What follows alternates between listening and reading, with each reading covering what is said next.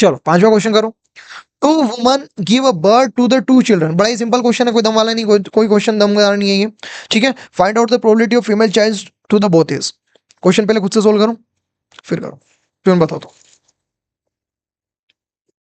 ठीक है, तो खुद का आंसर ले लिया, पॉज करके आंसर कर लो। अब देखो, हमेशा होता क्या है, फीमेल के अंदर एक्स एक्स क्रोमोसोम होते हैं, मेल के अंदर एक्स वाई क्रोमोसोम होते हैं, सेक्स क्रोमोसोम। इधर से हमेशा एक्स आएगा और इधर से एक एक्स आएगा। इधर से क्या आ सकता है, इधर से एक्स आ सकता है, इधर से वाई आ सकता है। तो एक्स एक्स फीमेल बनती है, एक्स एक्स फीमेल बनती है, एक्स वाई मेल बनता है, एक्स वाई मेल बनता है। तो आप देख रहे हो कि कैसी प्रोबेबिलिटी है, यहाँ भी दो बच्चे 4 में से, और यहाँ भी दो बच्चे 4 में से, 2/4, इधर भी 2/4, यानी 1/2, और इधर भी 1/2। यानी एक बार की फर्टिलाइजेशन में, वन सिंगल फर्टिलाइजेशन में एक लड़का होने के या लड़की होने के हाफ चांस है। मतलब या तो लड़का हो सकता है या लड़की हो सकता है। इट डज नॉट डिपेंड कि पहले लड़का हुआ है या पहले लड़की हुई है, उससे कोई फर्क नहीं पड़ता। चाहे किसी कपल के, किसी पेरेंट्स के जो हैं 4 लड़कियां पहले हो चुकी हैं, पांचवी भी लड़की ही होगी या लड़का होगा, इसका कितना चांस है, वही हाफ ही चांस है, क्योंकि हर बार यही गणित लगेगी। गणित तो ये लगेगी इस इंडिपेंडेंट के पहले कितने क्या लोग हो चुके हैं, इंडिपेंडेंट कोई मतलब नहीं है, उसका कोई मतलब ही नहीं है, हर बार प्रोबेबिलिटी हाफ ही रहेगी। ठीक है, अब क्वेश्चन में क्या बोल रहा है, एक वुमन की बात नहीं हो रही, तो 2 वुमन की बात हो रही है। टू, यहाँ पढ़ देता हूँ, 2 woman give birth to the 2 children. 2 बच्चों को जन्म देती, 2 वुमन, है ना। इनको लिखना था इंडिपेंडेंटली, बट ठीक है, वो तो कंडीशन समझ में आती है हमको। 2 woman give birth to the 2 children, find out the probability of female child to the both is. ये यहाँ बोथ इज लिख दिया ना, इसलिए बात क्लियर हो गई है। उन्होंने कहा कि प्रोबेबिलिटी बतानी कि फीमेल चाइल्ड होगा दोनों के। तो पहली वाली के कितनी कंडीशन है फीमेल होने की, हाफ। दूसरी वाली के, सेकंड के, ये सेकंड है ना, सेकंड फीमेल, ये फर्स्ट फीमेल। सेकंड वाली के कितना चांस है, अरे भाई उसके भी तो हाफ ही चांस है, उसके भी तो हाफ ही चांस है। तो जब इंडिविजुअल प्रोबेबिलिटी होती है तो मल्टीप्लाई करते हैं, मतलब दोनों का अगर निकालना होता है तो मल्टीप्लाई करना होता है। तो 1/4 चांस हो जाएगा, तो आंसर क्या हो जाएगा, 1/4 चांस है। क्लियर, बराबर।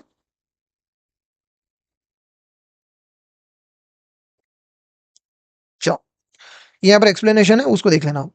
चलो, ये क्वेश्चन ने मेरे को इतना टाइम खाया, मैं क्या बताऊं।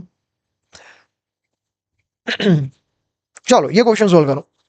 The Mendelian character for stem length, किसका, स्टेम लेंथ का पूछ रहा है। स्टेम लेंथ यानी वही स्टेम हाइट का, लेंथ मतलब वही स्टेम हाइट का। Is found to be controlled by an enzyme. Stem length किससे कंट्रोल होती है वो बताना है आपको। ठीक है, पहला ऑप्शन है 3 hydroxylase, starch branching enzyme, galactosidase, transacetylase. देखो, गैलेक्टोसाइडेज और ट्रांसएसिटाइलेज को तो आप ऐसे ही उड़ा दो, क्योंकि इनका कोई कहानी नहीं है, ये तो लेक्टोज से कहानी चलती है ना, ये तो लेक्टोज की है।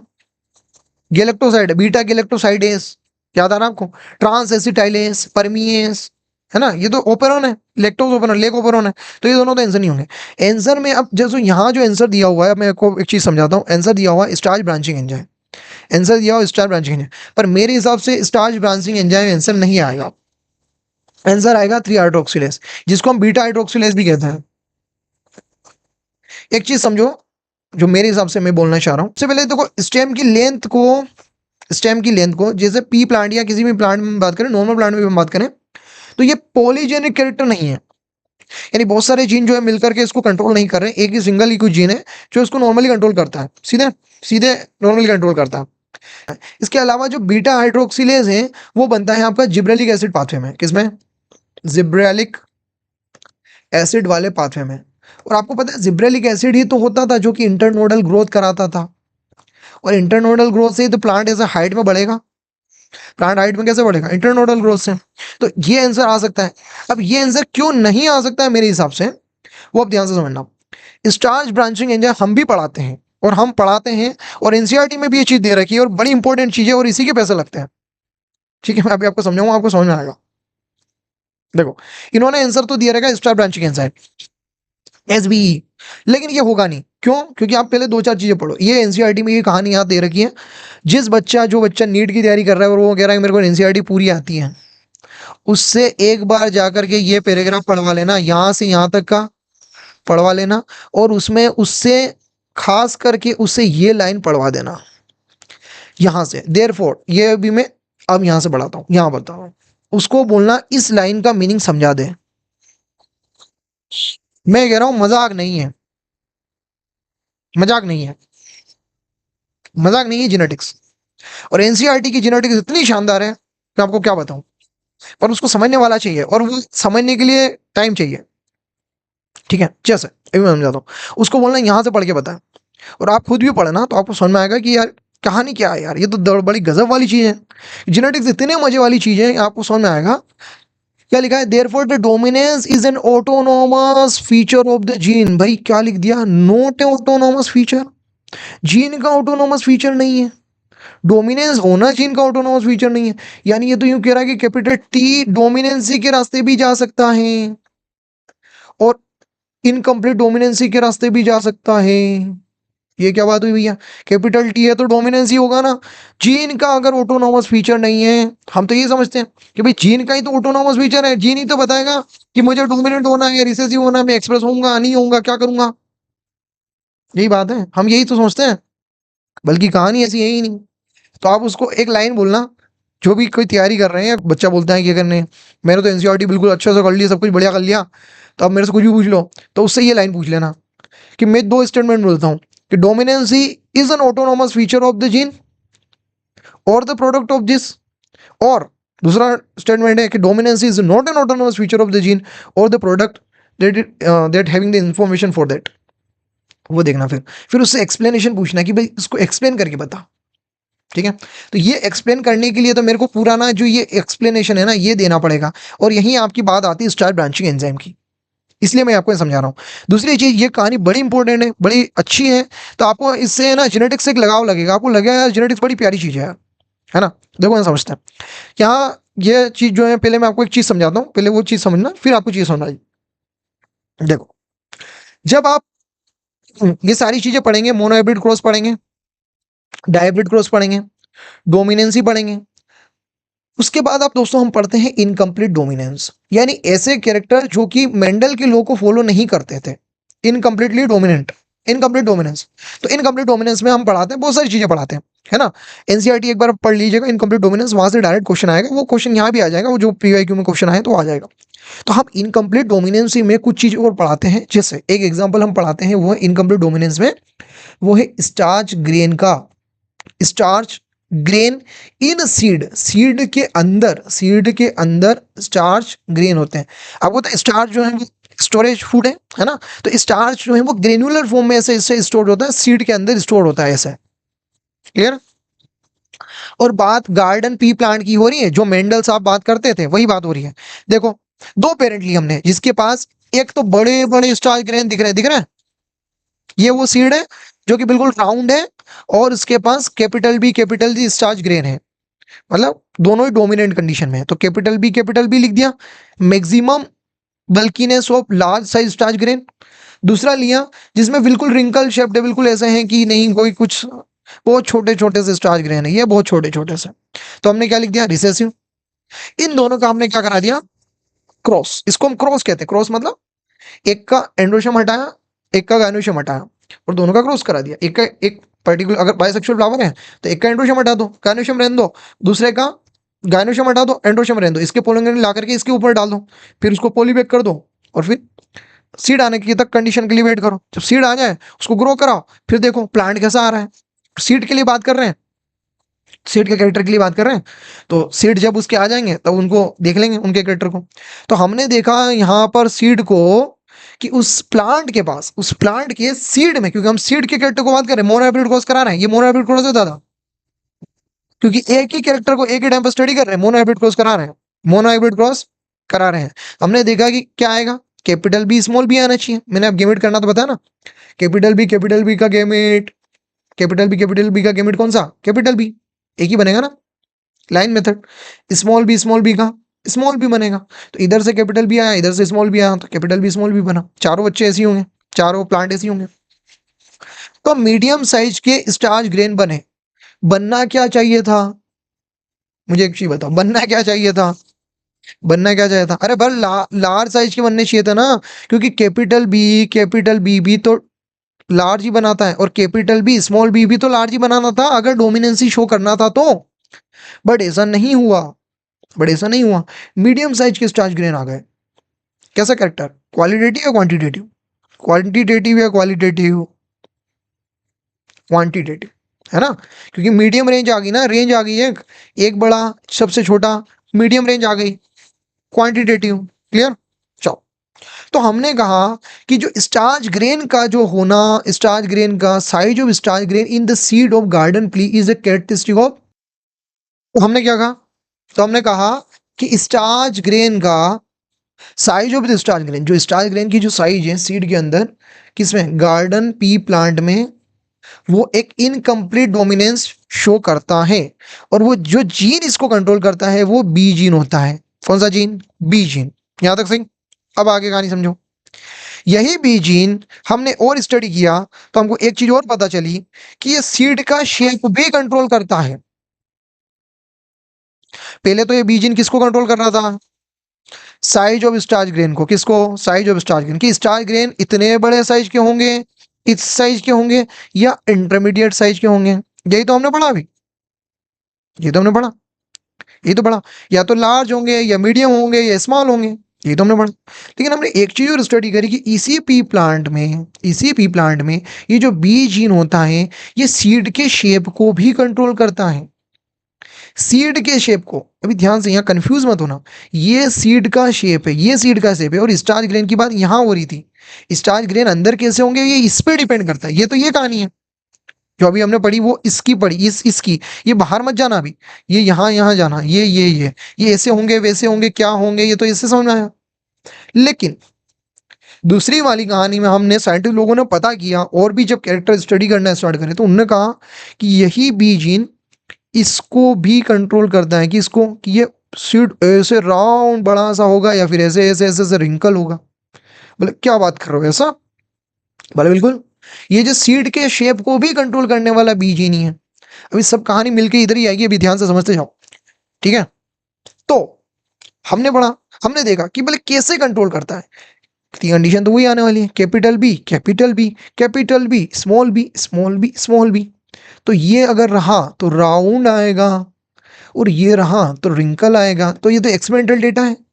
तो जब उनने एक्सपेरिमेंट किया तो पता चला कि ये, जैसे यहाँ मीडियम आ रहा था, अरे यहाँ भैया नहीं, यहाँ राउंड आता है। क्या बात कर रहे हो, ऐसा कैसे? बोले हाँ यही तो बात है, यही बात है। यहाँ ये डोमिनेंसी के पाथवे पर जाता है। कौन सी के पाथवे पे? डोमिनेंस। यहाँ डोमिनेंसी शो करता है, लॉ ऑफ डोमिनेंसी को फॉलो करता है, लॉ ऑफ डोमिनेंसी को। क्या बात कर रहे हो, बिल्कुल। तभी तो ये राउंड है और ये भी राउंड है, और ये तो रिंकल होना ही है, यहाँ तो कोई दिक्कत ही नहीं है। लेकिन जब ये इस पाथवे पर जाता है, जब ये प्रोडक्ट बनाता है, जब ये इसको स्टार्च ग्रेन बनाने होते हैं इसी जीन को, क्या ऐसा हो सकता है एक ही जीन इतना काम करे? बिल्कुल, अभी वो देखते हैं, ठीक है? तो साइज ऑफ अगर स्टार्च ग्रेन ऐसा करेगा तो एक तो लार्ज भी बनाता है, लेकिन मीडियम भी बनाता है और स्मॉल भी बनाता है। यानी जब ये इस रास्ते जाता है तो इनकम्प्लीट, इनकम्प्लीट डोमिनेंसी शो करता है। कौन सी डोमिनेंसी? Incomplete dominancy. कौन सी डोमिनेंसी? इनकम्प्लीट डोमिनेंसी शो करता है। क्या बात कर रहे हो? हाँ बिल्कुल, यही तो हमने देखा। क्लियर है? ये सुना है? तो अब क्या समझ में, एक चीज और समझ में आई कि ये जो बी जीन है इसकी एक जीन की वजह से दो फिनोटाइपिक कैरेक्टर एक जीन कंट्रोल करे। फिर से सुनना, एक जीन मल्टीपल फिनोटाइपिक कैरेक्टर को कंट्रोल करे, that gene is known as pleiotropic gene. That gene is known as, मैं आपके बहुत सारे कंसेप्ट को एक साथ पढ़ा रहा हूं लेकिन बहुत सारी चीजें आपको समझ में आएगी अगर ध्यान से समझते जाओ। ऐसा कहानी होती है प्लियोट्रोपिक जीन में, यानी एक जीन और multiple phenotypic character, multiple phenotypic expression. एक जीन एक से ज्यादा फिनोटाइपिक एक्सप्रेशन को कंट्रोल करे। क्या पॉलीजीन में भी मैंने ये समझाया था? हाँ या ना? ये समझाया था क्या? अरे नहीं, पॉलीजेनिक में ऐसा नहीं समझा था। वहां जीन पोली थे, वहां जीन पोली थे, बहुत सारे जीन मिलकर के एक कैरेक्टर ला रहे थे। यहाँ एक बेचारा अकेला जीन 25 लोगों का काम संभाल रहा है। एक जीन मल्टीपल फिनोटाइपिक कैरेक्टर को संभालने वाले जीन को हम प्लियोट्रोपिक जीन कहते हैं। उल्टा है, क्लियर हुआ? एक जीन मल्टीपल फिनोटाइपिक कैरेक्टर, बेचारा एक अकेला बी जीन है लेकिन सीड का शेप भी लाता है, साइज ऑफ स्टार्च ग्रेन भी लाता है, तो प्लियोट्रोपिक जीन हुआ ना? क्लियर हुआ बात? अब देखो, अब यही तो बात वो पैराग्राफ में क्या बात कही? पैराग्राफ में यही बात है कि जीन एक ही है, यहाँ भी कैपिटल बी स्मॉल बी ही है, यहाँ भी कैपिटल बी स्मॉल बी भी है, लेकिन वो इस रास्ते जाएगा या इस रास्ते जाएगा, ये जीन का ऑटोनोमस फीचर नहीं है।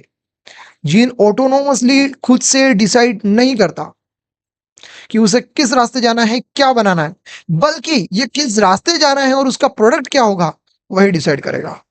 ये देखो, यहाँ पर बी जीन जो था वो जब सीड शेप बनाने के रास्ते जाता था तब डोमिनेंट कैरेक्टर को शो करता था, और जब साइज ऑफ स्टार ग्रेन के रास्ते जाता था तो इनकम्प्लीट डोमिनेंस शो करता था। वो स्टार ब्रांचिंग एंजाइम से हम कहानी शुरुआत करी थी, वो मैं आपको समझा दूंगा वो कहाँ आ रहा है, वो उसका कोई मीनिंग नहीं है, वो तो आंसर वही आने वाला है। स्टार ब्रांचिंग एंजाइम का वहाँ कोई रोल ही नहीं है ना? वो जो आंसर है मतलब वो आंसर गलत दे रखा है।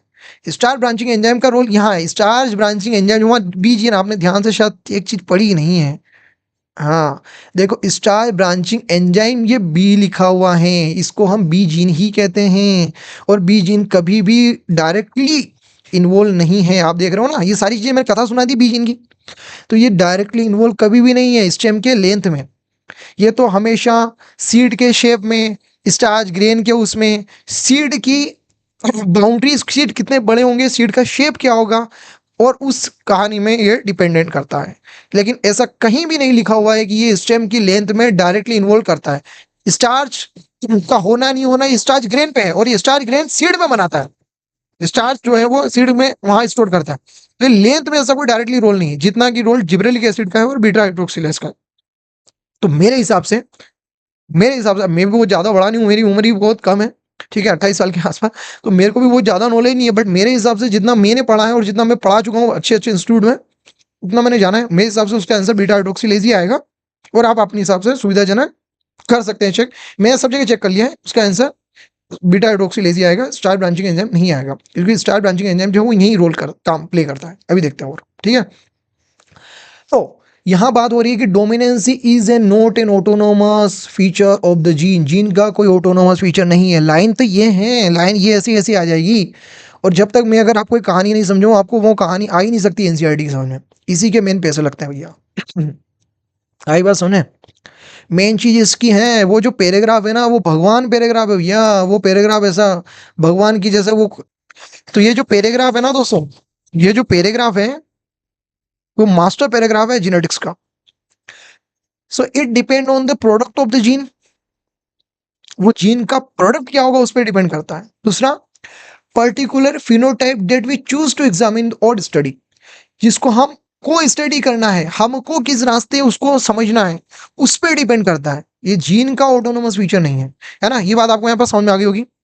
इसके पीछे भी कहानी है थोड़ी सी, एक बच्ची मेरे से पूछने आई थी, वो मेरी बेच की नहीं थी, पर उसने, मैंने उसको 2 मिनट में ऐसा समझाने की कोशिश करी, उसका तो सब, फिर जैसे ही मैंने उसको बी जीन का बताया, क्योंकि नॉर्मली हम बी जीन जो है वो सीड शेप के लिए हम ऐसे डायरेक्टली बात कर लेते हैं, ठीक है, तो उसमें उसको थोड़ा सा गड़बड़ घोटाला हो गया। फिर मैंने उसको 2 मिनट बिठाया, मैंने कहा आराम से बैठ, शांति से बैठ, कम से कम 15 मिनट मेरे को दिए, फिर मैं तुझको समझाता हूँ। तब उसकी फिर आंखें खुल गई, और सर ऐसा था क्या, मतलब ये कहानी ये कहना चाह रही है। तो ये जेनेटिक्स आपको ये पढ़ने में टाइम लगेगा दोस्तों, चीज़ों को आपको समझना है तो इनको आपको ढंग से थोड़ा सा समझना पड़ेगा, देखना पड़ेगा, ठीक है। अब आप इसको पढ़ोगे तो आपको बड़ा मजा आएगा, आपको चीज़ें समझ में आएगी, ठीक है। तो यहाँ से यहाँ तक बात जो है ना, ये जो मैंने आपको समझाया, ये सारी चीज़ें जो मैंने आपकी दोनों पाथवे समझाते हैं वही चीज़ यहाँ पर कह रखी है। राउंड होगा क्या होगा यहाँ पर वो सब कह रखा है, स्टार ग्रेन जो है वो इंटरमीडिएट आ गया। सबसे बड़ी कहानी लोगों को यहाँ ये समझी नहीं है ना। तो इसी वजह से यहाँ पर उन्होंने 2 चीजें दी। तो इसीलिए उन्होंने क्या कहा कि देयरफॉर हम क्या कह रहे हैं कि dominancy is not an autonomous feature of the gene, किसी जीन का ऑटोनोमस फीचर नहीं है, और the product that it has information for it, है ना।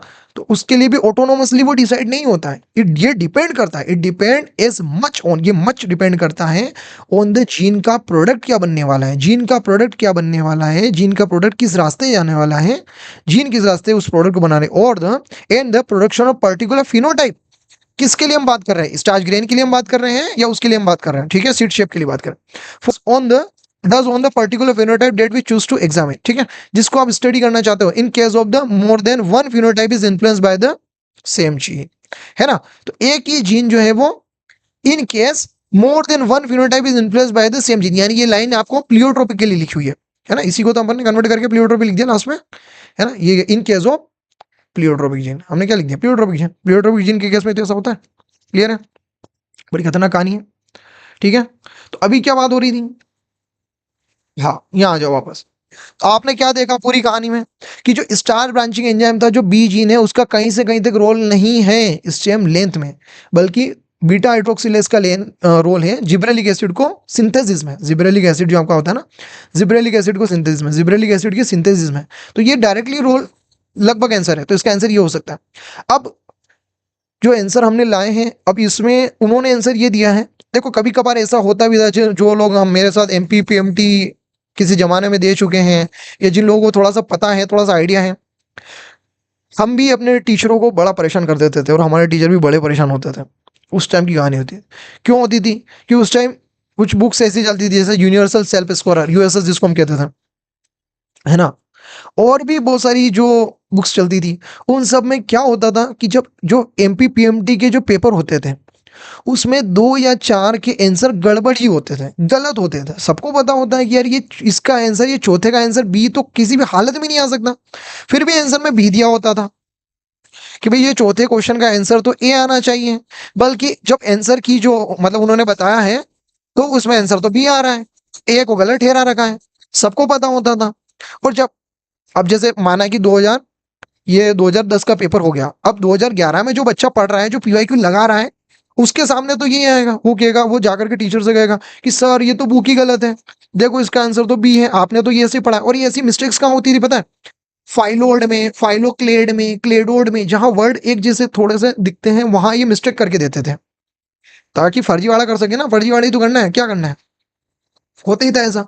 आपको पता है व्याप में इतना सारा घोटाला होता था, तो हम लोग बहुत सी बार ऐसे टीचरों के पास जाते हो, टीचर लगभग परेशान ही रहते थे ऐसी चीजों को लेकर के, क्योंकि अब उसमें कहानी में क्या होता था, अब उनकी जो जो बुक छाप रहे हैं, जो बुक छाप रहे हैं, उनको थोड़ी पता कि क्या आंसर बिल्कुल सही है, क्या आंसर गलत है। जो उनने आंसर की में लेकर के, और जो एक्सप्लेनेशन वाले ने जो एक्सप्लेन किया है वो है, और उनकी मजबूरी है कि जो गलत आंसर भी था बट वो सही आंसर के तौर पर आया था, वो तो आंसर में वही देता था।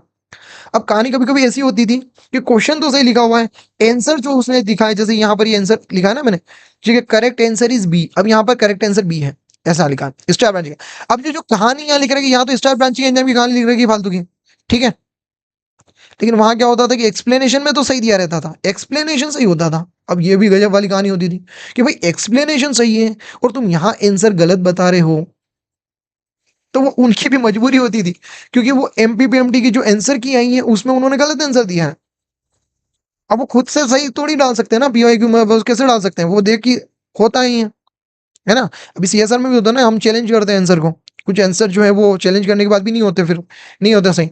तो ये आपके एमपीपीएमटी हो सकता है इसका आंसर जो है इन्होंने यही दिया हो, इसकी वजह से ऐसा हो जाता है, तो बहुत सारी बार ऐसा हो जाता है। तो फिर वो मजबूरी में फिर उन टीचर को, उस बुक वाले को फिर वो डालना पड़ता है, भले वो आंसर गलत हो तो भी उसको डालना पड़ता है।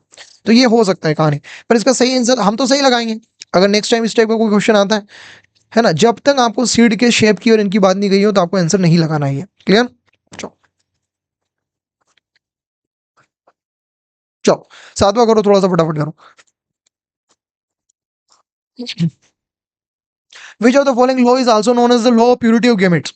हमसे पूछा है law of purity of gametes, तो ये भी बच्चों से सवाल है, बहुत ही सिंपल सवाल है। Law of dominance, law of segregation, law of independent assort में प्यूरिटी ऑफ गैमेट्स का मतलब ये होता है कि गैमेट्स ब्लेंड नहीं होते, कैरेक्टर ब्लेंड हो सकता है। जैसे आप में से कुछ दिमाग बच्चों को कंफ्यूजन ये आता है कि जैसा मिराबिलिस जलावा में होता है, इधर से कैपिट, मैं मिराबिलिस जलावा की बात कर रहा हूँ, ठीक है, कैपिटल आर ये लिया, ये लिया, तो इधर से गैमेट आर आया होगा, आर आ रहा होगा, इधर से स्मॉल आर आया होगा, तो इसका सारे प्रोजेनी कैसे बनेंगे, ऐसे बनेंगे। ये सब रेड थे, ये सब व्हाइट थे, तो लॉ ऑफ डोमिनेंस क्या कहता है, ये सब क्या आए होंगे, रेड आते हो, रेड आने चाहिए। तो रेड ना आकर के मीराबिली जलापा में और इनमें क्या होता है, इनकम्प्लीट डोमिनेंस में, कि ये कैसे आ जाते हैं, पिंक आ जाते हैं, कैसे आ जाते हैं, पिंक आ जाते हैं। तो कैरेक्टर तो ब्लेंड हो गया ना, रेड के अंदर थोड़ा सा व्हाइट मिलाओगे तो पिंक कलर आएगा, आएगा ना। तो कैरेक्टर ब्लेंड हो सकता है, लेकिन गेमेट्स कभी भी ब्लेंड नहीं होते, गेमेट्स ब्लेंड नहीं होते। इसका मतलब ऐसा है कि ऐसा नहीं है कि इस ये जब कैपिटल आर ये यहाँ बना तो ये कैपिटल आर ही रहेगा, इधर जब कैपिटल आया तो इधर कैपिटल आर ही रहेगा, ये स्मॉल आर था स्मॉल आर ही रहेगा। इसके साथ मैं अभी समझाता हूँ और अभी और चीज़ें और समझ में आएगी। अगर लेट सपोर्ट कैपिटल आर था, कैपिटल वाई था, ये स्मॉल वाई स्मॉल ये सब था। तो जब गेमिट बनेंगे तो कैपिटल आर के साथ कैपिटल वाई साथ में आएगा एक गेमिट में। ऐसा नहीं है कि इसमें ब्लेंडिंग हो जाए, है ना, कि कुछ पोर्शन आर का वाई के साथ ऐसा वैसा हो जाए, है ना, मिक्स हो जाए, मिक्स नहीं होगा, ब्लेंडिंग नहीं होगी। गेमिट्स में कभी भी ब्लेंडिंग नहीं होगी। कब तक नहीं होगी? कब तक नहीं होगी? जब तक कि नोड डिसजंक्शन ना हो। मतलब अगर क्रोमो जब जब एनाफेज में जब सेपरेट हो रहे हैं और अगर स्पिंडल फाइबर ढंग से नहीं बने तब तो फिर दिक्कत आ सकती है, तब तो फिर दिक्कत हो जाएगी। बट यूनिवर्सली हमको नॉर्मल कंडीशन में कहना होता है तो हम क्या कहते हैं कि law of segregation is the correct answer. Law segregation जो है वो यूनिवर्सल लॉ है, करेक्ट लॉ है, जिसका कोई एक्सेप्शन नहीं है। नॉर्मली हम कहते हैं जब तक कि क्वेश्चन में नॉन डिसजंक्शन ना दिया हो, कि जब तक कि नॉन डिसजंक्शन ना हो रहा, तो law of segregation, law of purity of gametes को कहते हैं कि gametes are pure in the nature. और ये लॉ ऑफ सेग्रीगेशन बताता है कि जो गैमेट्स होते हैं उसमें सब जीन जो है वो अपना वन बाय वन जाते हैं और ब्लेंड नहीं होते हैं। क्लियर? क्लियर है? ये यहाँ पे एग्जांपल दे रखा है तो ये आप देख लेना। ये आप देख लो, ब्लू दिख रहा है, रेड दिख रहा है, तो यहाँ पर ये था, यहाँ पर ये था। क्लियर है? तो ये क्या हो गया, सारे को इसको ब्लू ये मिले हैं, ये ले, ठीक है, तो ब्लेंड नहीं हुआ है। क्लियर? चलो अगला question, how many contrasting traits of the pea port were chosen by Mendel. अब ये क्वेश्चन का आंसर भी उन्होंने गलत दे रखा है, बुक वालों ने गलत दे रखा है। पहले तुम खुद से करो सोल्व, फिर मैं समझाता हूँ। देखो क्वेश्चन ध्यान से पढ़ना, क्वेश्चन क्या बोल रखा है, contrasting traits of a pea port बोला है भैया। मेंडल ने कौन कौन से कैरेक्टर यूज करे थे पहले वो आपको बताएं क्या? देखो इसको याद रखना का इसको तरीका ये होता है कि मेंडल ने एक तो हाइट की बारे में बात करी थी, हाइट। इसके अलावा हम लिखते हैं एफ पी और एस। फ्लावर, फ्लावर का कलर, फ्लावर का पोजीशन, पी से पोड, पोड का कलर और पोड का शेप। पोड मतलब फली, और सीड का कलर और सीड का शेप। ये इनको हम कहते हैं कैरेक्टर। ये जो अभी जो बात करी दोस्तों, ये है कैरेक्टर, ये कैरेक्टर है। और हर कैरेक्टर के दो कॉन्ट्रास्टिंग ट्रेड्स होते हैं। कॉन्ट्रास्टिंग ट्रेड्स का मतलब हुआ कि एक डोमिनेंट ट्रेड, एक रिसेसिव ट्रेड। देखो अभी समझ में आ जाएगा, आपको समझ में आएगा। हाइट में क्या ट्रेड हो सकती है? हाइट तो एक नॉर्मल हो गया ना, हाइट तो एक बात होगी, तो उसमें या तो टॉल होगा या ड्वार्फ होगा, तो ये होगा ट्रेड। कलर में फ्लावर का कलर या तो वॉयलेट होगा जो कि डोमिनेंट होगा, या व्हाइट होगा। अब आपको ये याद भी रख के जाना है, जिनको याद नहीं है कि वॉयलेट जो होता है वो डोमिनेंट होता है, याद रखना भैया, गलत नहीं हो जाए। फ्लावर की पोजीशन एक्सियल होगी या फिर टर्मिनल होगी, यानी एक्सिस पोजीशन पे होगा या साइड की पोजीशन पे टर्मिनल पोजीशन पे होगा। पोड का कलर, पोड पोड यानी फली, पोड का कलर, पोड का कलर कैसा होगा? पोड का कलर, अब यहाँ पर दो चानी है ना, सीड का कलर येलो था, हाँ, पोड का कलर कैसा होगा? ग्रीन होगा और येलो होगा। मैं शॉर्ट लिख रहा हूं। पोड का शेप कैसा होगा? इन्फ्लेंटेड होगा, इन्फ्लेंटेड होगा या कॉन्स्ट्रिक्टेड होगा, दबी बची होगी, कॉन्स्ट्रिक्टेड होगा। सीड का कलर कैसा होगा? सीड का yellow is a dominant and green is a recessive. Seed का शेप कैसा होगा? राउंड होगा या रिंकल्ड होगा, है ना, ये सब लिखा हुआ है, देखो आगे होगा। कहाँ है? ये रहा, ये सारा है, तो स्क्रीनशॉट ले लेना, लिख लेना आराम से, मैं तो समझाने के लिए समझाया वहां पर। ये देखो दो ही चीजें ढंग से याद रखनी है, एक तो सीड का कलर येलो डोमिनेंट है भैया, याद रहेगा। पोड का कलर ग्रीन डोमिनेंट है, एक याद रख लो, येलो याद रख लेंगे भैया हम तो, येलो याद रख लेंगे, जो भी आपको याद रखना है रखना। पोड का कलर इसका उल्टा है। क्लियर? तो अब मेरे को समझाओ, मुझे समझाओ, पोड के लिए कितने बात है, कितने कैरेक्टर रखिए? एक कैरेक्टर, दो कैरेक्टर। पोर्ट का शेप और पोर्ट का कलर, कितने कैरेक्टर? दो कैरेक्टर। बैटरी खत्म होने वाली, ठीक है, चलो। तो पोर्ट का शेप और पोर्ट का कलर, दो कैरेक्टर, दो कैरेक्टर के कॉन्ट्रास्टिंग ट्रेड कितने? चार ट्रेड। एक ट्रेड ये, दूसरा ट्रेड ये, तीसरा ट्रेड ये, चौथा ट्रेड ये, तो ट्रेड कितना हो गया? चार ट्रेड हो गए। तो आंसर तो आना चाहिए चार, लेकिन चार ऑप्शन में ही नहीं है भैया। और इन्होंने तो सात दे रखा है, सात तो वैसे भी गलत है, उन्होंने क्वेश्चन पूरा क्वेश्चन पढ़ा ही नहीं है। तो आंसर अभी फिर भी फिलहाल में हम 2 लगा सकते हैं, तो 2 इसका आंसर सही हो जाएगा। लेकिन 7 नहीं होगा मालिक, 7 कैसे होगा? तो करेक्ट आंसर जो 8वें का है ना, वो क्या होगा? Mendel chosen the 7 contrasting. ये तो फालतू की बकवास लिख रखी है इनने, है ना? वो तो हमको भी पता है 7 यूज कर रहे थे, लेकिन क्वेश्चन क्या पूछ रहा है? पी पोर्ड पूछ रहा है ना, तुमने पी पोर्ड के साथ लिख दिए, पी पोर्ड के, तो 2 आएगा आंसर। करेक्ट आंसर वो इसके हिसाब से, लेकिन सही correct answer is 4, 4 contrasting trade, क्योंकि हर ट्रेड को एक ट्रेड मानते हैं। डोमिनेंट को एक ट्रेड, रिसेसिव को एक ट्रेड मानते हैं।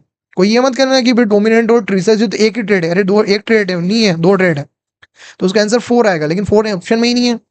तो ऐसा नहीं फिर 5 लगा के आ गए, नहीं नहीं नहीं, ऐसा नहीं होता। या तो फिर 2 ही लगाओ, क्योंकि वो गलत है, पर इतना तो लगभग माना जा सकता है। तो 2 आंसर आ जाएगा, ठीक है। चलो इसके आगे क्वेश्चन में आगे कराता हूँ, क्योंकि इसकी बैटरी भी खत्म हो गई है। चलिए कोशिश करिए, बहुत अच्छे से पढ़िए, बहुत ही सिंपल क्वेश्चन आते हैं। मैं अभी बाकी क्वेश्चन तो जल्दी से खत्म हो जाएंगे, ठीक है। चलो।